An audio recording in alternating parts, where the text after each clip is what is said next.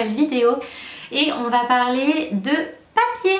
Bah oui, parce que c'est un des indispensables dans les bases du scrap et ça me paraissait intéressant de vous faire une vidéo là-dessus.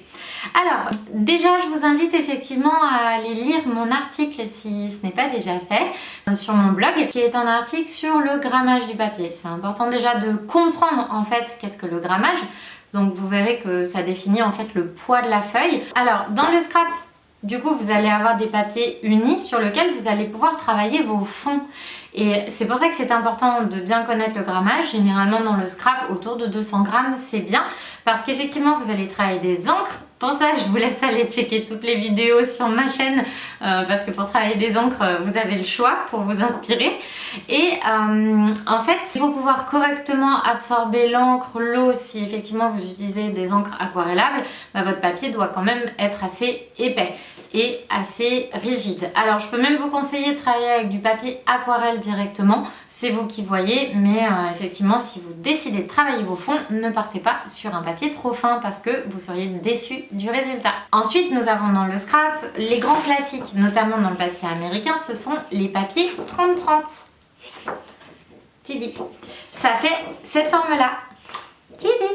Alors là, je vous ai mis la marque Prima pour que vous voyez un petit peu. Déjà, c'est toujours imprimé au recto verso et surtout, l'objectif, c'est que vous puissiez travailler généralement avec un recto et un verso, que vous puissiez quand même déjà faire une création. Bon, après, l'intérêt quand ils sortent voilà, plusieurs papiers dans une même gamme, c'est que tout s'assemble et que vous allez pouvoir travailler une seule création avec plein de papiers différents. Ensuite, il existe les blocs. Donc, vous avez les fameux blocs de 30-30, comme ceci. Et ça c'est top parce qu'effectivement vous avez entièrement le bloc de toute une collection. Donc là on est sur du 30-30, ce qu'on appelle du 12 par 12 dans le scrap.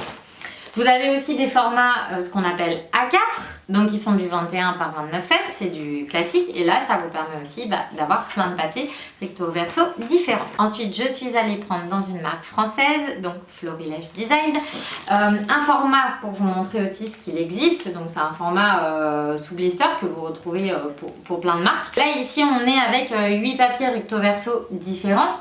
Et ça vous permet là aussi d'avoir toute une gamme et une collection. Donc généralement, il y a des papiers aussi avec des petites vignettes, des petites découpes que vous pouvez faire. Ensuite, on passe à mes petits chouchous, c'est mes préférés, c'est ce qu'on appelle les mini. Donc les mini, c'est des formats qui sont en fait du 15 par 15. Là aussi, vous avez toute la collection à l'intérieur et ça vous permet vraiment d'avoir plein de papiers différents, de pouvoir les travailler. Alors chez Kaisercraft, le format du mini il est un peu plus grand. On est sur du 16,5 par 16,5. Donc voilà, ça change pas grand chose. Et pour moi, par exemple, qui travaille essentiellement des cartes, forcément le mini c'est parfait parce que ça me permet de pas gâcher de papier et de pouvoir travailler plein de cartes avec plein de papiers différents. Et surtout, c'est assez économique. Ce qu'il faut savoir, c'est en termes de budget, une feuille en 30-30, vous allez à peu près la payer entre 1,10 € et 1,20 €. Les blocs, vous allez être, par exemple, sur ce genre de choses, on va être autour de 15 €. Là, je vais être à peu près pareil, autour de 20 €. Là, je vais plus être autour de 25 €. Et sur les mini, on sera plus entre 8, 9, 10 €. Donc c'est un petit peu plus abordable.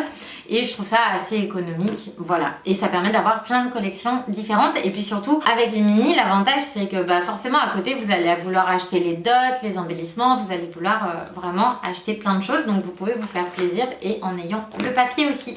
Voilà, j'espère que j'ai été super claire et maintenant que vous savez un petit peu plus comment choisir vos papiers, je vous retrouve bientôt pour une nouvelle vidéo et d'ici là, comme d'habitude, vous prenez soin de vous et moi je vous fais des bisous.